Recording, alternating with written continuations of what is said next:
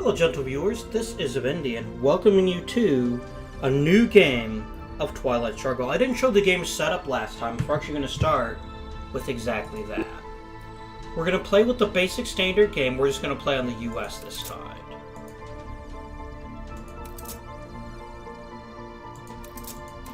There we go. We'll be AI. There's different variants you can add to the game, which we're not going to do.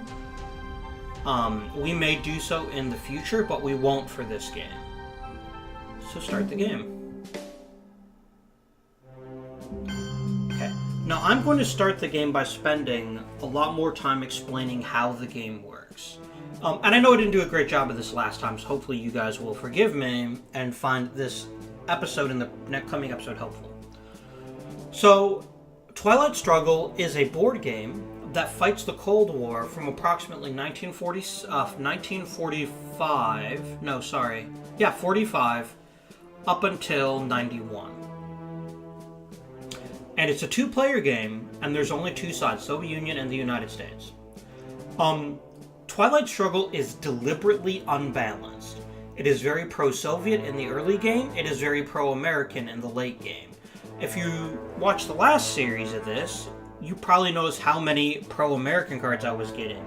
This is actually a really good start, by the way, for an American, and we'll talk about that a little bit later on. So, there are, I'm trying to count in my head, 4 ways you can win the game. Way number 1, somebody controls Europe. In order to control any region in the game, you must have more battlegrounds, you must have all the battlegrounds and more total countries than the other side. So if we look more carefully at the map, every country in the game has a box like this. If there's a red stripe at the top, it's a battleground country. And battleground countries count a lot more. If there's a non-red stripe, it's just a normal country. This number in the top right corner of every box is how many points you need to have control. You must have this many more than your opponent. So if I move into West Germany as the US, I get to take it if I put 4 influence in. On the other hand, it would take me 5 influence to get Finland, because I would need 4 more than the Soviets. You start the game with 1. That's one way you can win the game. And controlling Europe is really, really hard, and generally only possible for the US. I've never controlled Europe, either digitally or in the actual board game version, as Soviet Union. It's just too hard. Because the US, if they're smart, controls West Germany and France, and it's really hard to get either of those back. Okay, that's one way you can win the game. The second way is to simply have more points than your opponent. And the game has a victory point track, which includes if either side ever hits 20 points, which you saw in the last game, that side wins. 20 points in their direction. So if I have 15 points as the US and Soviet Union gets 2 victory points, that means I now have 13 victory points for the US. I hope that makes sense. So if you ever hit 20, you win the game. Whoever has the most points at the very end of the game, and every region will score one last time at the end. If no one hits 20 during that side, whoever has the most points at the end of the game wins. I've never seen a game end that way. Ever. Number 4 is a bit more manipulative. If the other person pushes DEFCON in the game to 1, you see the little nuclear cloud here?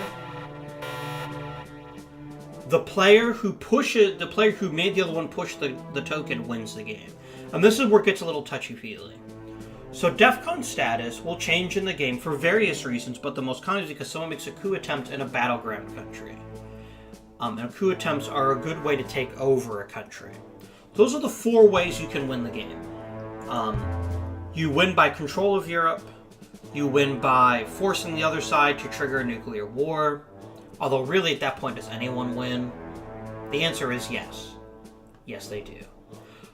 20 points for your side, or more points than the other guy at the end of the game, in the final scoring phase. So the game is broken up into, I have to remind myself how many turns there are, 10 turns. As the game progresses, you'll have more and more cards, and as you add more cards to the deck, the balance will shift. The early war is very Soviet shifted. The mid-war is fairly balanced with a slight American tilt, and then the late war is purely Soviet. It's purely American, rather, excuse me.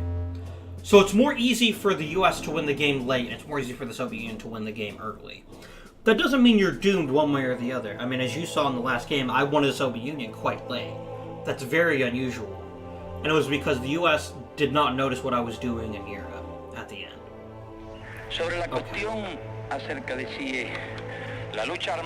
Okay, Castro, you can shut up right now. I might actually see if I can turn that off. Por lo menos en las condiciones de nuestro país, no había otro camino. I'm gonna turn that down. Turn the music down a little bit too. I like the music. It's just a little loud. Okay. Hopefully that'll stop them talking in the middle of when I'm talking so that you do not get confused. That's the basis of the game. You're trying to control... Twilight Struggle is an area control style game. Your goal is to have more influence in various parts of the world than your opponent does. So, I'll explain how the actual game works as we actually play, but I wanted to set up the basics there. You cannot invade the US as Soviet Union, you cannot invade the Soviet Union as the US. It is not a feature in the game. You'll notice the countries are placed very abstractly, and there's a reason for that. I think that's a good place before we begin. So at the beginning of every game, after the initial setup, which is always as you see before, every game of Twilight Struggle begins this way. The Soviet Union the Americans play 7 influence first, and the Soviets play 6. Oh no, sorry, the Soviets play 6 first, and they made a very interesting play here. They put 4 in Poland, they put an extra 1 in Germany, that's 5, and then they did 1 in Yugoslavia, 1 in Finland. That's really weird. Okay. As 7 influence, the standard US opening is almost always 4 in Germany, 3 in France. That's a pretty standard... Actually, we'll turn the sound effects back on. I kind of like... Well, we'll see what happens here. Okay. So we commit. Now, the Soviet player always starts first. There are different reasons why you might not, but actually we begin the game with the headline phase. So in the headline phase, you have to play a card as an event. And you obviously only want to play a card that's pro-you. If the stars at the bottom of the card here are white, it's an American card. If they're red, it's a Soviet card. There's a very obvious play here. And this is actually the one I'm going to make. Which is the US-Japan Mutual Defense Pact.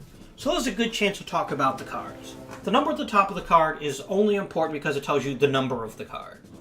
So if you lose a card for some reason, and you're like, hey, I'm missing card 27, you can look it up, and then it's, oh yeah, it's the US-Japan Mutual Defense Pact. Every card has a star in the top left. If the star is white, it's an American event. If it's red, it's a Soviet event. And if it's white and red, we'll take a quick look at Olympic Games, you can see it. It can be used by either or. In the headline phase, you're only playing cards as events, so the number doesn't matter. Only this text down here matters. But any other part of the game, you're playing the card as... You're playing the card for one of 3 things. Influence tokens. You get to put down influence tokens anywhere on the board as long as you control the adjacent territory. Anywhere on the board as long as you control the adjacent territory. I don't know why I said it twice, but I did. The second option is coup attempts, which can offer very dramatic changes in control. And we'll talk about coups in a little bit when I actually do a coup. You can do it for realignment rolls, and again, there's a purpose for that. And finally, you can use any card in the game on the space race. And I talked about burning it on the space race in the last game, and you'll get to see an example of that here in a little bit. But for now, we're going to play the card as an event. Any card where the name of the card is underlined in red, it gets removed from the game when you're done with it. Once the US triggers this as an event, or the Soviets trigger it as an event, it gets removed from the game. We're going to go ahead and headline this. Okay. Now, my headline event goes in first because of the ops value, and then his will go in, and they automatically advance on the space race, so Soviets will actually get 2 VP. So notice it's now USSR 2, and so forth. But the reason I did this basically means I can't lose Japan for the rest of the game, which is really helpful for taking control of Asia. Okay, so what is the Soviet Union going to do with its first card?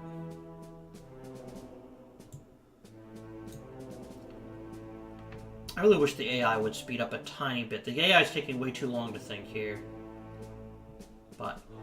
oh, okay. So this is actually interesting. When you play a card with your opponent's event on it, the card actually goes into effect for that person. So NATO is actually now in effect. Or it should be. What? Oh, NATO can't go into effect. Right. Right. No one's played the Marshall Plan yet. That's actually a very clever move. And so the Soviets now have control of Iran and control of Syria. And a little bit of Iraq. So here's what I'm thinking. This is pure guesswork at this point. And a lot of the game is. In the beginning of the game, there are 3 scoring cards in the deck. And when you get the scoring card, you have to play it sometime during the turn. If you don't play a scoring card and you have it, you actually lose the game. Which is technically another way to win, but no one does it. Very few people do it in any sense. What does this mean? Well, Europe, Asia, and the Middle East all have scoring cards in the deck in the early war. In the mid-war, they add, I believe, Africa and Central America, and then South America comes in the late war. Or it might be the reverse. There's also a special Southeast Asia scoring card. Oh, so okay, Southeast Asia is mid-war. Africa is mid-war. Africa might actually be late war. Africa's mid-war. South America's mid-war. Central America's... oh, so every card and the scoring card in the game is actually in by the mid-war. Okay. I did not know that. So right away you'll notice this helpful graphical designation here. This now means the Soviet Union has control of the Middle East, which means they get... or domination, excuse me, they don't have control because they don't have a non-battleground. If they did, they'd actually have control. They're assuming there's a pretty strong chance that the Soviet Union is sitting on the Middle East scoring card. And so I have 2 basic strategic options in this turn. I can either try to battle them for the Middle East, or I can try to make my own gains elsewhere. Let's see what events we have. Let's go through each card. Containment. This is a brilliant card to play. Every card gets a +1 to their operations value, the star in the... this makes every other card in my hand better. So I think this is the obvious choice here. We have to play this card as it's written, because you want to get played early so you get the maximum benefit, and it just makes us better. So we're going to go ahead and play the event. And this is really helpful, actually. You get these little lovely icons which tell you what different cards do. In the board game, you have these little irritating little cardboard pieces that are very easy to lose. At least I find them easy to lose. We should talk about mill-ops here in a second, actually. Actually, this is a good time to do that. So, every turn, each superpower, the Soviet Union and the US, must match the DEFCON level. So the lower the DEFCON level, the easier it is to get the mill-ops. If you don't get it, you actually lose VP at the end of the turn. Military ops are gained primarily through coups. You can also gain them through wars. Certain war cards, like as you'll notice down at the bottom, I have the Indo-Pakistani War. I suspect the Soviets have the Middle East scoring card. We'll see what happens here. If they put more in the Middle East, we know they have the Middle East scoring card.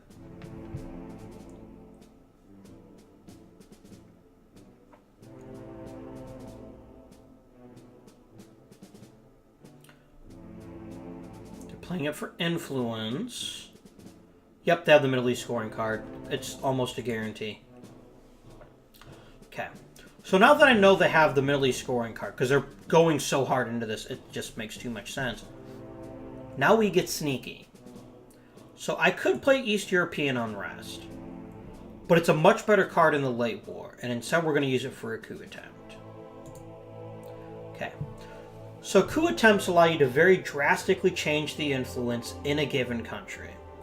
And Iran's going to be kind of difficult to take, but it's the obvious play, and it's the smartest play. So for every coup, you double the stability number, in this case 2, which is 4. Actually, the game actually shows it really effectively. Let's click on Iran here. Okay. So this is worth 4. It's worth 3 normally, plus it's worth an additional 1 because of containment, so it's worth 4. If you match the stability level, nothing happens. Every number above the stability level subtracts from your opponent's influence, and when it gets to 0, it adds to yours. So in this case, if we rolled a 1, we'd add 4 to that, we would get a 5. This would subtract 1 Soviet influence, so we go from 3 and control to 2 and no control. So something good is guaranteed to happen from this dice roll, which is why I did this the way I did. If we get a 4 or higher, we get control in Iran. And this will completely disrupt their strategy. And here's how many military ops. You gain whatever the operations level of the card is. And this will degrade DEFCON to 4, and we'll explain why that's important here in a moment. For now, let's roll the dice. That was the worst result we could have gotten. It's still worth it. This basically means they're going to have to waste another card regaining Iran if they're trying to get dominant control in the Middle East, which I suspect they are. Okay. So here it warns you the DEFCON has changed.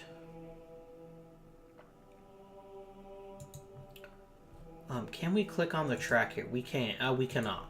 That's fine. Okay, it's now the Soviet turn. And the Soviets are going to have to make a play of their own.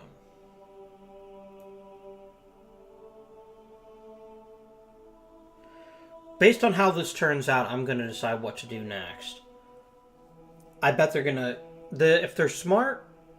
Oh, are they going to burn the China card? This actually is perfect. This actually gives me an excuse to play a different card. So a couple things I want to talk about before we continue. The first is the DEFCON tracker.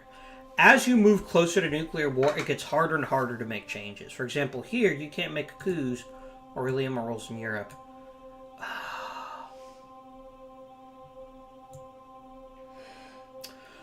The China card is a unique card in the game that is always in the possession of one person or the other and never disappears.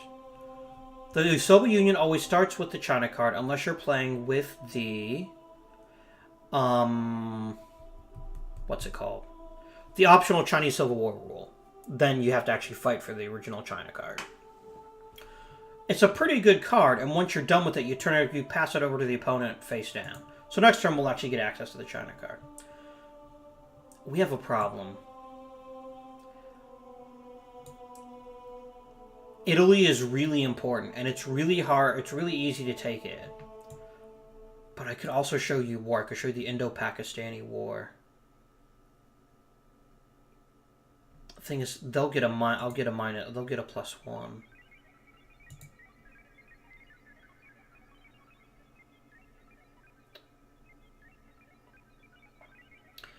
This is one of the things that makes the game challenging, or can make the game challenging. What does this give me? Yeah, get influence adjacent to the UK. That's fine. I'm going to play Olympic Games. We're going to try another coup. Maybe. No, I don't want that. And I don't want them getting... Well, the thing is, if I play the Warsaw Pact... No, this is good. This will actually let me play NATO. So, yes, we will actually do this as an event. And they'll get to add their influence.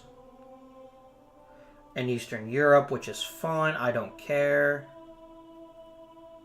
Because we're going to do this for another coup attempt in Iran. Because if we can break Iran, then I can use India to take Pakistan. Because of the Indo-Pakistani War. Okay, now I get to decide what to use. And we're going to do another coup attempt. We're going to do it in Iran again. We need to get a 4 or better. Let's do it. Yes! Okay. So as you can see how powerful coups are, we just kicked the Soviets entirely out of Iran. If they had the Middle East scoring card, I bet they play it now. But we'll see.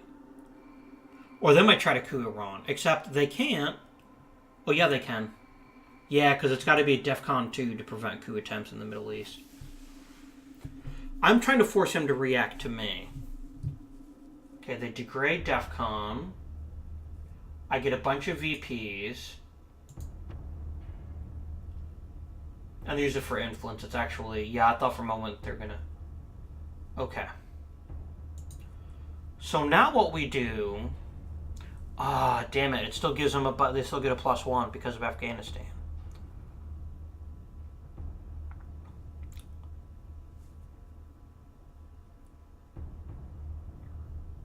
So basically, here's the reason why I'm concerned.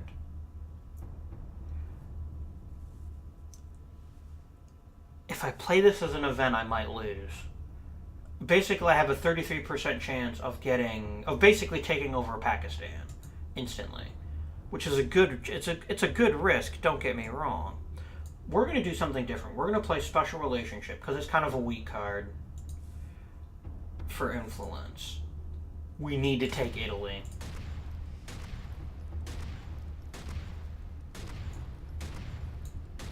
And then let me strengthen Israel.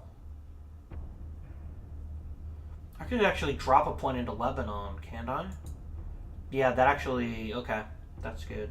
That was worth it. Because you always want one non-battleground kind of card. A country. They're not that important otherwise, but they will prevent the other person from getting dominance. Or control, excuse me. Okay, Iran is now safe. Unless they spend a bunch of influence on it. Oh, Asia scoring card. This is actually bad. This is actually very well played. They have domination. I wasn't paying attention. Kudos to the Soviet player. So this is how scoring cards work. You get a flat bonus, presence, domination, or control, based on if you have one country of any kind, you get presence.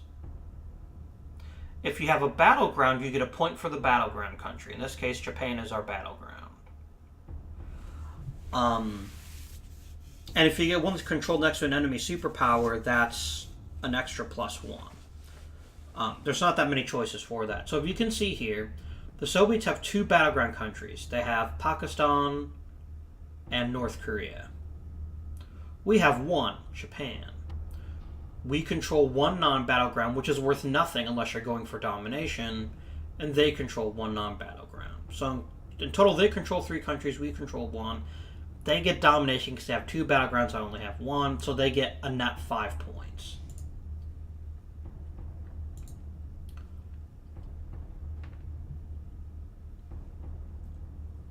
Now I think we make our move. I think now is when we play the Indo-Pakistani War. I could try to coup Afghanistan. No, I can't. I can't do coup rules or realignment rules. And yeah, we'll just play the event. Select war country, Pakistan. So here's the challenge. We only have a 33% chance to succeed because of this -1. And we failed. So we don't get any victory points, which is a shame. And most importantly, we don't actually get Pakistan. But it's fine. It could have been a lot worse.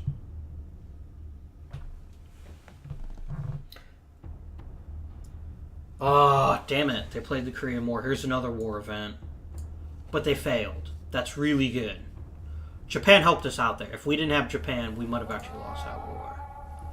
Okay, so this is the final round of this particular turn. We are not going to play the Olympic Games because we will lose the game. The Olympic Games is a unique event. Okay. I just realized that the speeches are connected to the music. They're not actually connected to the...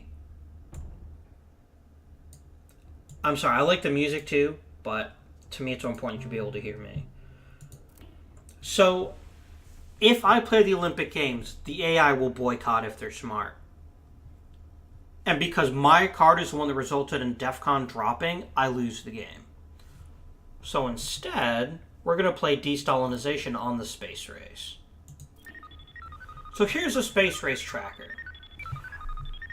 As you advance on the space race, you get certain bonuses. First, there's VP. The first person to get it gets the first part, the second person gets... So I'll get 1 VP if I make this roll. So you need to burn at least a 2 ops. I'm burning a 3, so that's fine. I need to get between a 1 and a 3. If I do, I move up to Earth Satellite. If I don't, I don't. But you'll notice powerful bonuses as you get along. This is a really good one. I used this quite a bit last game, if you remember correctly. So let's give it a go. And we succeeded. So we get a victory point, and we can then move along in the space race. Most importantly, this gets rid of de-Stalinization without the event taking place, which is actually kind of a bad event for us. We have now completed our very first turn. No one loses any victory points. We both had enough mill ops. And we begin the next turn. The seeds of totalitarian regimes are nurtured by misery and want. They spread and grow in the evil soil of poverty and strife. They reach their okay, so DEFCON always goes up by 1. It gets for a better life has died. Okay, guys, we're gonna turn the music off. This is it's. If I was playing Song myself, I would love it, but I have to basically stop talking because of how loud the music is. So I'm actually gonna turn the music off, and we'll see if that stops that. DEFCON will improve. In other words, move closer to 5 every turn at the end of every turn. Always happens. Okay. So we begin with the headline phase, and right away we notice that we don't have the best in terms of headline cards. You don't want to. I mean, you can play your opponent's event. I don't know why you would, but you could play your opponent's event. We're not gonna, because it's kind of dumb. Which eliminates about half my hand. We know the Asia scoring card's already been played and the deck hasn't been reshuffled. So Asia's not really the massive concern it once was. We have a couple of options. Option number 1, we can start making our own move into the Middle East. There's some really good cards for that. Unfortunately, we don't have any of them. The second is we can start making our own play for Asia by playing the China card. Let's see what our other cards get. 5-year plan. USSR must discard a card. If it's a US event, it occurs immediately. If it's applicable to both, then the event doesn't trigger. The AI having less cards gives them less options. This is actually a fairly strong beginning. In Russian, this says, we will fulfill the 5-year plan in 4 years. Independent Reds is decent, but none of those are battleground countries, and so I don't care as much. I don't control Canada, so I won't get the NORAD bonus. We could headline with the Olympic Games. It's not the worst decision. Why can't I headline? Oh, you can't headline with the China card. Since when? That's weird. Okay. We're going to headline with the 5-year plan. It gives them one less card, and it might trigger a good event for us, so we'll do that. Okay. Ours are tied, so the Soviet event will go into effect first. They had a discard CIA created. They have the Europe scoring card. This is incredibly good information, and I get a free influence, I believe. Or you get a free op.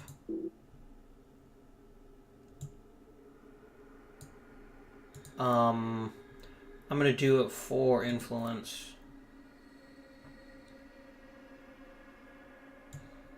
Let's make Italy that much harder to take. I could move into Algeria, I guess, but no, I want to make Italy more secure. Okay, then their event triggers, which is Comacom. They get 1 influence in any 4 Eastern European countries that I do not control. Which is, I mean, that's not the end of the world. It's a decent card, but it's... I generally won't get much in Eastern Europe to begin with. That men and nations can cooperate, and that there are no international problems which men of goodwill cannot solve or adjust. Okay. So Soviets get to take their turn first. If the Soviets are smart, unless they've got some really nasty cards like the one that lets them take over France, they're going to play the Europe scoring card because it'll never get better for them than it is now. Knowing when to play scoring cards is probably the most important part of strategy in Twilight Struggle. If you play a scoring card at an inopportune time, it can cost you the game. Okay. If I ever play the China card, this card goes away, so it's kind of silly. Oh, they did a coup in Lebanon. Okay. Damn. Fair enough. Okay. I believe we're just about out of time.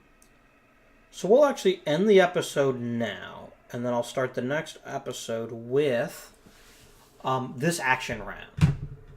So I hope you've enjoyed the episode. Hopefully the slower pace has made it easier for you to understand how the game works.